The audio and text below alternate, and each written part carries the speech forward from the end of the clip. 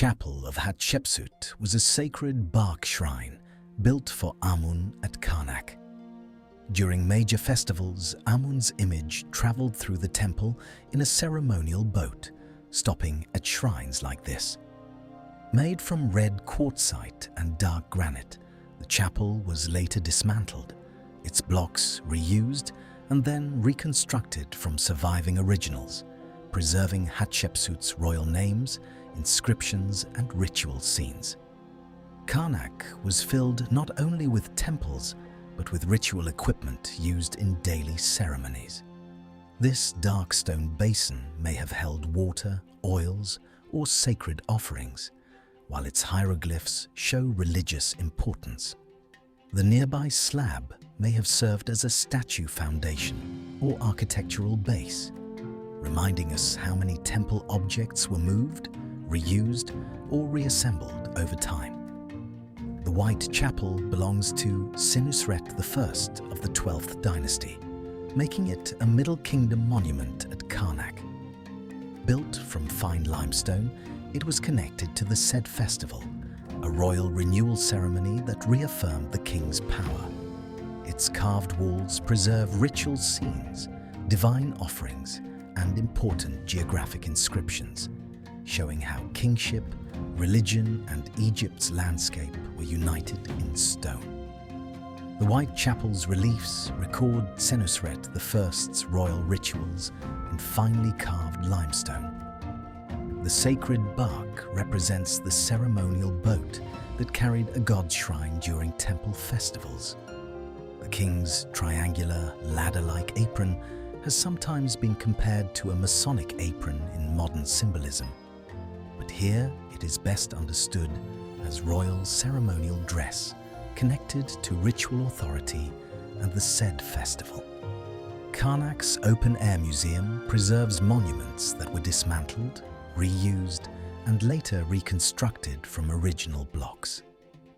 This small ramped shrine may have served ritual movement, possibly connected to bark ceremonies and sacred processions.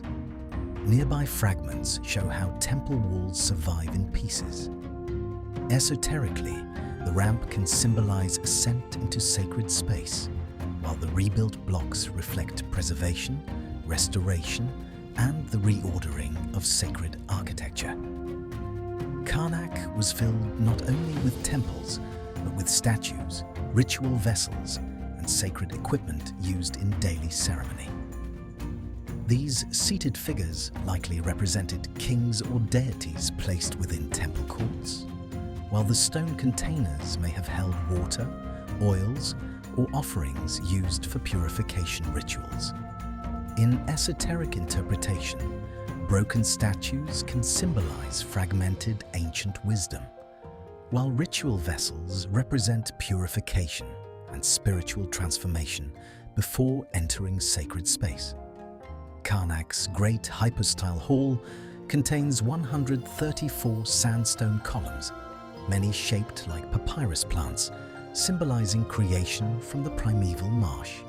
Built by Seti I and completed under Ramesses II, its carved walls show pharaohs honoring Amun-Re.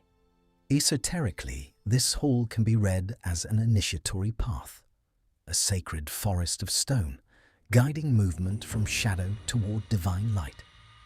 Karnak's exterior walls turned royal power into sacred stone. These battle reliefs show the pharaoh defeating chaos and restoring Ma'at, the Egyptian principle of divine order. Nearby, fallen inscribed blocks remind us that Karnak was rebuilt across centuries. Esoterically, these ruins can also symbolize fragmented ancient knowledge, waiting to be reassembled through the temple's surviving symbols. Karnak was designed as a series of sacred thresholds, leading from open courts into deeper ritual spaces. The recessed doorway suggests symbolic passage, while the ruined gateway marks movement between temple zones. In Egyptology, these spaces guided processions and divine rituals. Esoterically, doorways can also represent initiation, the journey from the outer world into hidden knowledge, sacred order, and illumination. The sacred scarab of Karnak is linked to Khepri, the morning sun, rebirth, and renewal. Nearby obelisks continue that solar language, rising like stone rays dedicated to Amun-Re. Hatshepsut placed major obelisks here, tying kingship to divine light.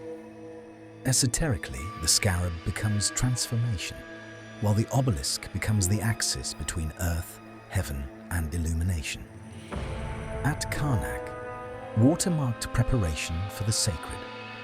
The sacred lake was used for purification before priests approached the gods and performed temple rituals. From there, the path leads toward monumental gateways and colossal royal statues, symbols of divine kingship.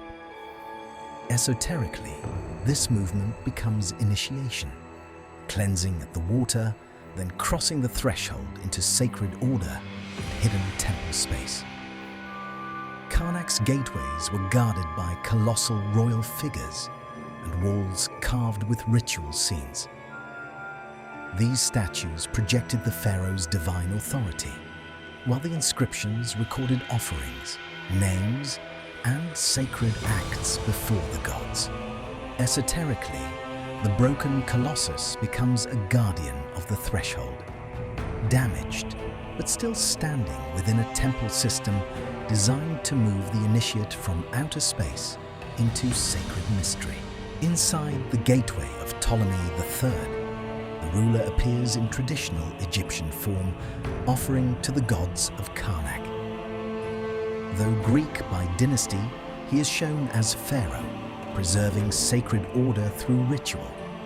Connected with Khonsu, the moon god, these carvings also carry lunar symbolism, cycles, hidden time, and the exchange between human action and divine power. This gateway belongs to the Temple of Khonsu, the moon god of the Theban triad. Although linked to Ptolemy III, a Greek ruler, the reliefs present him as a traditional Egyptian pharaoh, making offerings to the gods. Egyptologically, this was sacred kingship and political legitimacy. Esoterically, the gateway becomes a lunar threshold, a passage into cycles, hidden time, and initiation. Inside the Temple of Khonsu, architecture controlled movement through light, shadow, and thresholds. The ceiling openings brought limited light into a dark, sacred passage, while the doorway below marked a transition into deeper ritual space. Egyptologically, this guided temple processions toward the sanctuary. Esoterically, it becomes initiation, crossing from the outer world into darkness, where hidden knowledge is revealed by divine light.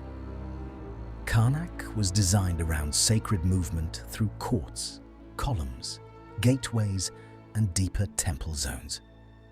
Here, the surviving passage still shows that ritual pathway, while the collapsed blocks reveal centuries of damage, reuse, and restoration. Egyptologically, this is architecture guiding processions. Esoterically, it becomes a threshold of initiation, where fragmented stones preserve pieces of ancient knowledge waiting to be read again. Karnak's open courts and towering pylons guided movement into deeper sacred zones. The carved walls show pharaohs offering to the gods, each register acting as a complete ritual scene. Egyptologically, this was temple processional architecture. Esoterically, the pylon becomes a threshold of initiation, where the seeker moves from open sunlight toward hidden knowledge, sacred order, and divine presence. Karnak's inscriptions were not just decoration, they were sacred records carved into stone. These slabs and stelae may have preserved royal names, offerings, dedications, or religious texts connected to the temple. Egyptologically, they recorded memory and ritual authority. Esoterically, carved stone becomes stone memory, a symbolic code preserving sacred knowledge long after the temple itself was broken. These episodes take a long time to research, film and create, so your support by liking, commenting and subscribing truly means the world to us here at Megalith Alignments.